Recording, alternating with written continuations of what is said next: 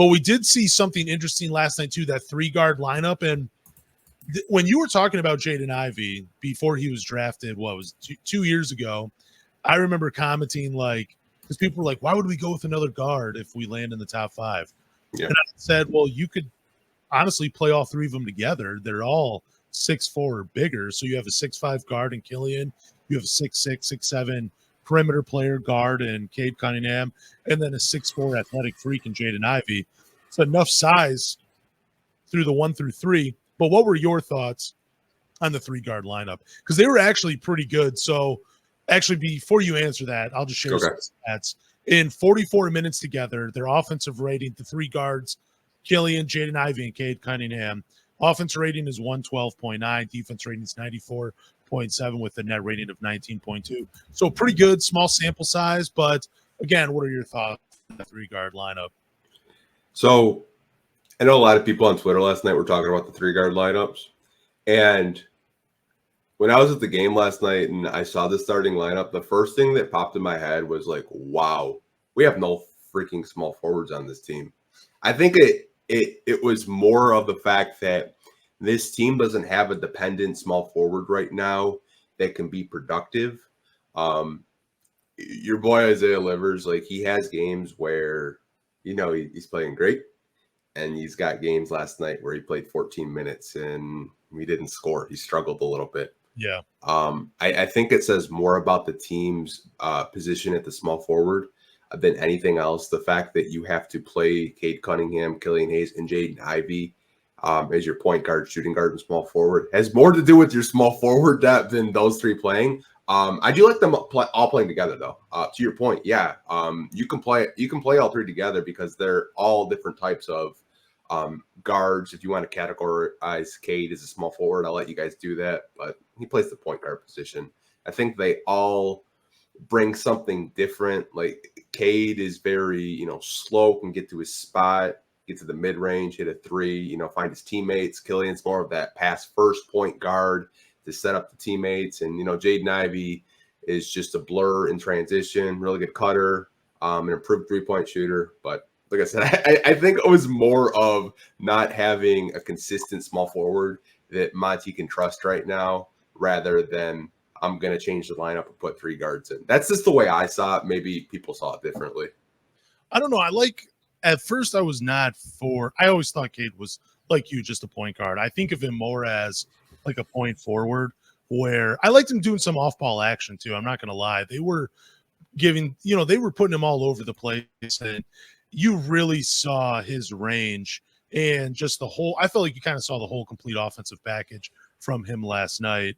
But I want to continue to see him at that 3 spot because I think you can hide him more defensively, even though if you started Asar Thompson too in the backcourt with Killian Hayes, because you're still going to get Cade Cunningham bringing the ball up the floor, and they're going to, have some offense set up where he's running the show, but also being able to play him off the ball. I want to see him more there. I think it's more of a natural fit, and it allows you to do some things that are a little bit more creative. If we'll see it with Monty Williams or not, but offensively, it potentially does it. I like him at that 3 spot. But were you in favor of the 3-guard lineup? Do you want to see more of it during the season, or is that just it for you? I wouldn't mind it. I don't want to see it like every game. I think when you play a slower paced team and you want to be the faster team, do it. Because I thought in the first quarter while I was down there, they were running like crazy. Like they were just outpacing the Cavs, and the Cavs had to adjust in the second quarter to keep up with their speed. But until the Pistons kind of figure out like a long-term starting lineup, I don't really know what to think. I like it, but at the same time, I don't want to see it like in an everyday rotation.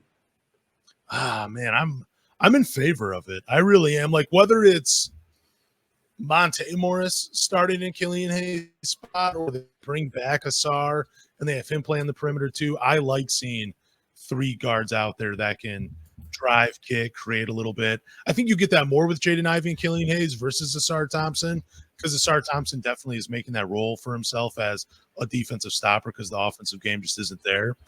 But man, like having Cade play a little more off the ball and letting other guards do, especially if we're getting an aggressive Killian Hayes, it makes more sense. But having an actual point guard out there on the floor for him to run the show and set things up, that just made too much sense with him. And I don't know. I want to see more of him, man, whether it's those three starting or, some other combination of Monte Morris or Jaden Ivey, or maybe they throw Sasser out there or something. I would like to see more. I would like to see a more see the 3-guard lineup more this season, because I think that can definitely work. And then if you throw Bojan out there with Duren in the front court, yeah, you're losing a little bit defensively, but like Monty Williams said, Bojan's a fighter defensively, and all you got to do is just bring people into the post and let Duren do his thing. So it seems pretty simple, but I mean, this team's not going to win much more. Might as well just experiment and see what you have for the rest. Yeah, I found it interesting. You said like have Cade play off ball, because I think that's what you saw in the Knick game. Yeah. Because Killian was in the starting lineup, and you saw Cade more to control. He didn't have to handle the ball as much, and it seemed like he kind of thrived playing that 2-guard position versus playing the point guard position. And Killian was kind of running the show, and Killian had a great game too. Yep. Versus the Knicks. Maybe that's something they experiment more with, is maybe have Cade play the shooting guard versus the point guard, and just have more of a steady presence that doesn't really turn the ball over as much, so he's not so exhausted by the fourth quarter and he's just gassed. Yeah, and teams they don't have to blitz him, they don't have to throw multiple defensive players at him.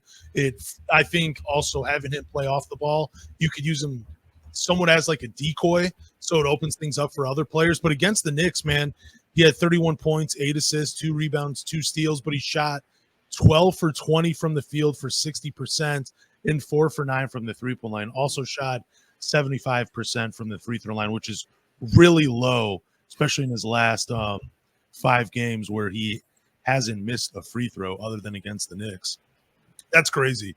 In 5 games, Indiana, Washington, Lakers, the New York Knicks, and the Cleveland Cavaliers, he's only missed 1 free throw in those 5 games. Just incredible. Yeah, it's like, I think a lot of people do agree with us, like having Cade at the 2. Like we just had Greedy Mac watching on Facebook saying, I don't understand why Monte hasn't moved Cade to the 2-guard. It's ridiculous. I think if you watch him, like, I'm not saying that Cade Cunningham is a perfect player, because he's not. He missed all of last season. There are some passes where I'm yelling at my TV. And as a fan, I think I'm a little bit more critical on players than I should be at times, but there are some passes where they're just like so nonchalant, and like a defender gets it like easily. There's a play against the Lakers where like he passed it, and D'Angelo Russell, like he barely had to move it like 2 feet in the first quarter, and he literally grabbed it. Like I wouldn't hate it if you wanted to, like, when Monte Morris comes back, start him at the point guard. I wouldn't mind if you want to start Marcus Sasser at the point guard, or you want to start Jaden Ivey at the point guard and just play Cade off ball, because I think he's a good enough shooter and a cutter, and he's got a nice mid-range game to play shooting guard, and he's tall enough too. Maybe that's something they do look into, because I think through the first 20 games, we've seen Cade just not really take care of the ball in terms of setting up his teammates. And maybe that's just not something he's comfortable with doing right now. I'm going to throw a name out there and you tell me if it makes sense.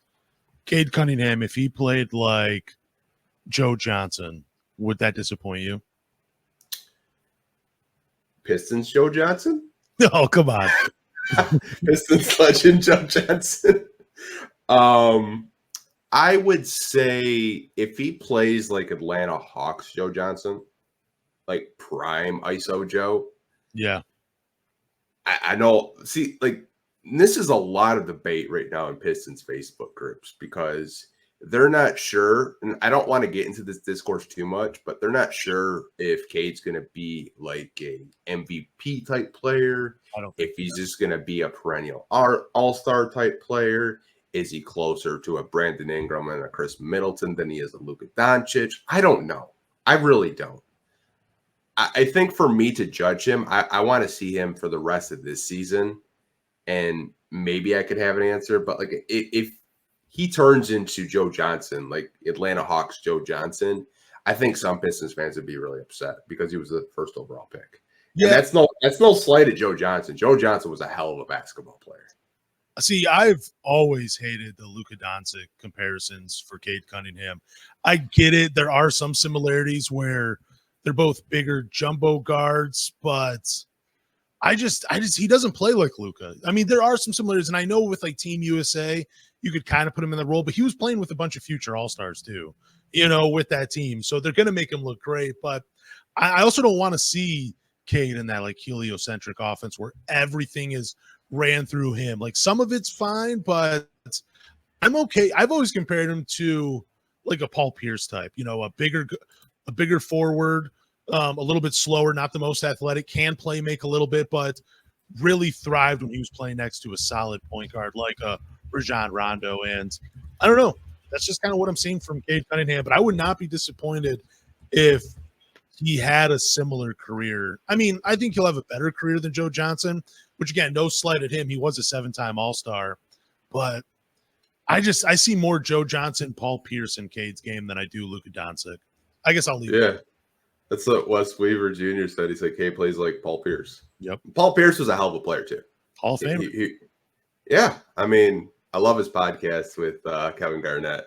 They keep it so real on that podcast, but I mean, Paul Pierce was a hell of a player. I think a lot of Pistons fans on Twitter, they love Cade Cunningham, but deservedly so. Like he's supposed to be your franchise player, but I think they have the bar with the expectations so damn high right now. Yeah. If he has one bad game, their energy changes. You're like, oh, he's a bust. Trade him, get him out of here. Like he's got no help. It's like it's such an emotional roller coaster with Pistons fans right now with Cade Cunningham, and I understand it. Like you have 2 wins. Like I get it. You won 17 last year, but unless you get him some real help and build around him, we really don't know what the type of player he's going to be.